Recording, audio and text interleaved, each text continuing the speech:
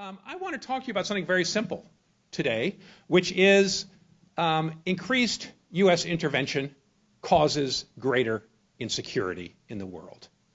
I'm going to start out by listing a few conclusions from a recent study by Monica Duffy-Toft and Siddhita Kusha called A New Data Set on U.S. Military Interventions. And their conclusions are quite simple. The U.S. has undertaken almost 400 military interventions since 1776, with half of these undertaken between 1950 and 2019, when the study stops. The U.S. has increased its military usage of force abroad since the end of the Cold War, which is a bit counterintuitive because there's been less threat to America's national security. But as that threat goes down, America's interventions have gone up. Over 25% of these interventions have occurred in the past Cold War period, in the post-Cold War period, excuse me. In the 44 years of Cold War, U.S. intervened 104 times, or about 2.4 times a year. In the 30 years since then, U.S. intervention has been 112 times, or about 3.7 times a year. Now, this is not quite doubled. It's less than doubled, but it has gone up significantly. Now, interestingly, the post-9/11 era, running from 2001 to 19, appears to be the third most active. So it's not due to the war on terror, because the period, the 10 years before that, 20 years before that, was even more interventions. But the interventions have become much more violent and with a greater duration.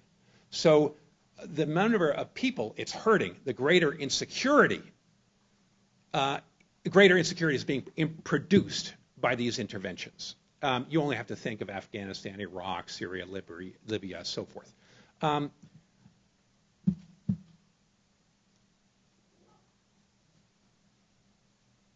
This is, in some ways, it's counterintuitive because you would expect that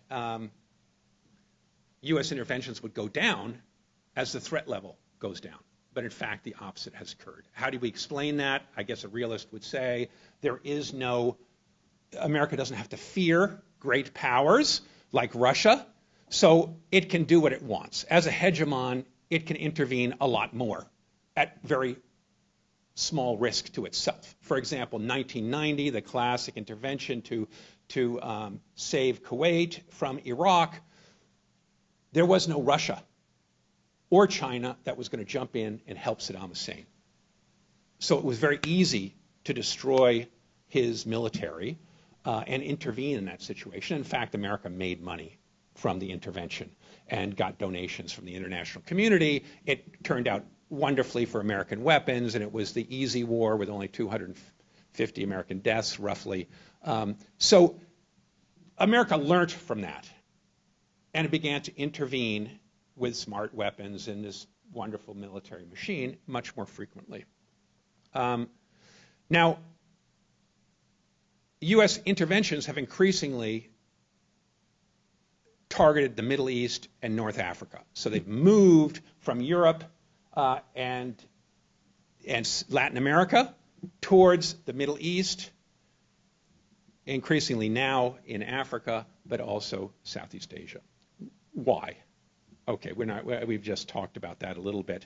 I'm not going to bore you with all of those things, but the costs of intervention, the latest Brown University study points out that this has been extremely costly, not only in money, where just Afghanistan and Iraq wars have been estimated at about $8 trillion. But in those two wars alone, about 900,000 people have been killed. And that doesn't take into account all the millions of refugees and other damage. So we have a picture of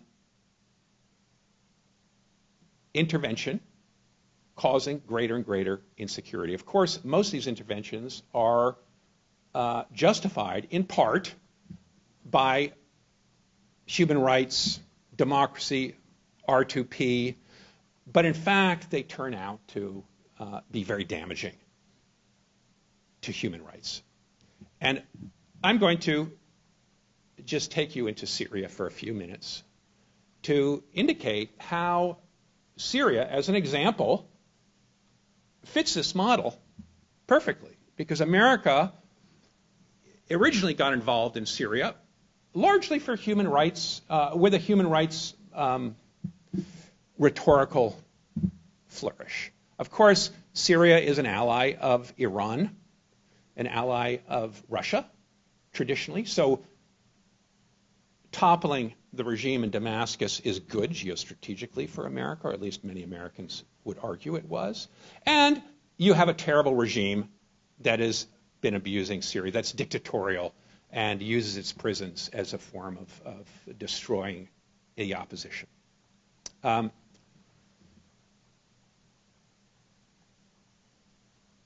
What are our rationales for going into Syria? At first, it's that Assad has no legitimacy, he's a dictator. This is what Clinton is arguing. And then President Obama says Assad has to step aside and we're going to help promote democracy and human rights. But very quickly, within less than a year, the Defense Department and CIA begin worrying about the opposition becoming Islamist. And the same thing being repeated in Syria that happened in Iraq. And they say, you know, Panetta already by July 2012 is saying we cannot destroy the Syrian army.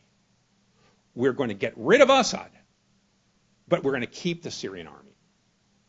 Now, anybody who knows anything about the Syrian army and its officer corps, and Bassam has written about this at great length, understands that it's connected to Assad. Assad has put those people in there for loyalty. The top 100 officers are all Alawites, and they're closely related to Assad. So you're not going to get them. He's coup-proofed his regime. You cannot get them to turn against their own leadership because they understand that to mean the entire Alawite structure is going to crumble and they will face possible ethnic cleansing or worse. So they're not going to do it. And America seems oblivious to these basic realities in Syria because they believe, and they keep on insisting, that they're going to get rid of Assad and his top guilty people and leave all the security structures in place. When in fact, what the opposition wants is to get rid of those security structures, and that's the main objective of the uprising. Mike Morrell, I could bore you with more and more quotes, which are juicy, of CIA number 2 in command, and then Brennan, the top CIA chief during this period, who go into these tortured explanations of how we don't want the opposition to win because they're Islamist and they're growing more and more Islamist, and the more moderate militias that America is arming are not powerful enough to take power. And that if you destroy the Syrian army, Al-Qaeda and perhaps ISIS are going to take over. So what we want to do is arm the opposition now enough that the Syrian military is weakened to the point where it comes to negotiate with America. We'll demand that Assad leave and his top people. And then we will help the army defeat Al-Qaeda and ISIS. This is an impossible task. But that's what gets articulated by all these top people, whether it's in the Defense Department, over and over again. And this goes to John Kerry, who gives this sort of money shot of weirdness. Because in 2016, he is recorded secretly by a Syrian opposition member. He's meeting with them in the UN, in the Dutch offices, and they're grilling him. Why aren't you doing more? Why aren't you helping us? Why is America abandoning us? And he's trying to justify America's position. And he says in this secretly recorded conversation that was then put onto YouTube, he says, well, we were watching.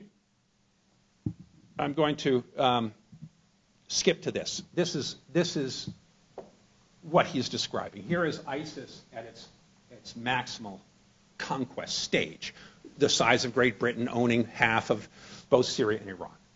And he said, well, we were watching ISIS come down, take Palmyra, and move on the outskirts of Damascus. He said, we believed we could manage it. He says exactly, we believed we could manage this. And that Assad would turn to us and ask for help. But what did he do? He went to the Russians instead.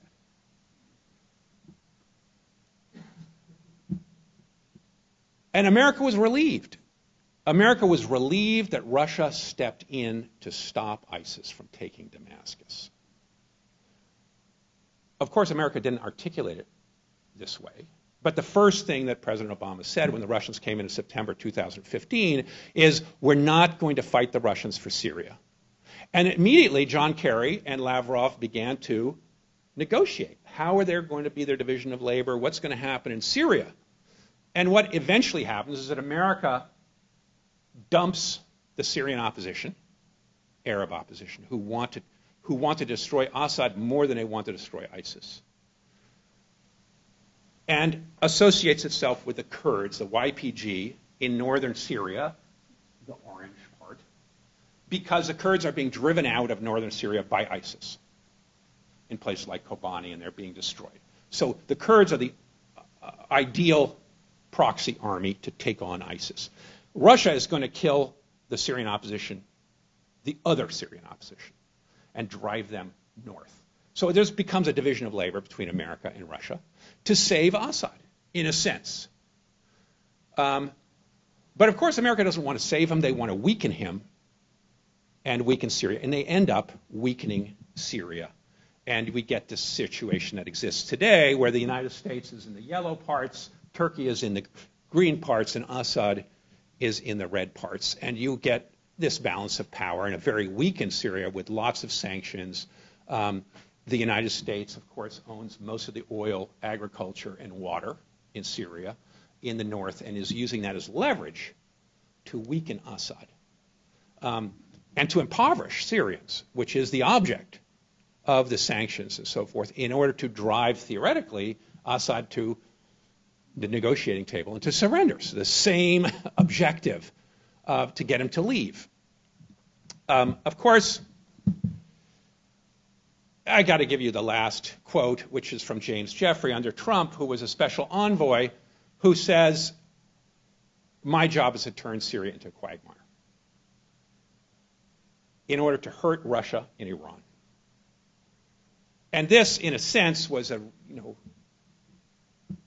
he was being honest, but it was a revelation of how the human rights agenda had become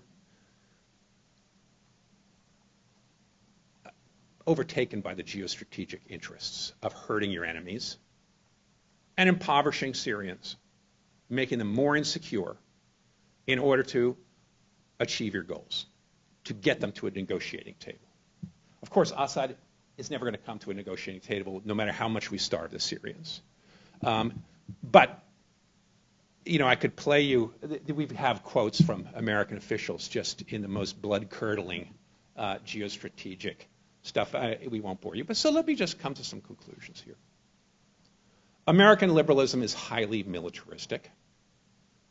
Interventions have not increased democracy or human rights, just the opposite. R2P often gets subverted to pursue geostrategic goals and destroy security for many. You can only do this in a unipolar world where there is no great rival. Well, I won't say only. We are now moving towards a multipolar world, which, I guess from a realist point of view would mean that great power, America will be constrained and you'll see less interventions.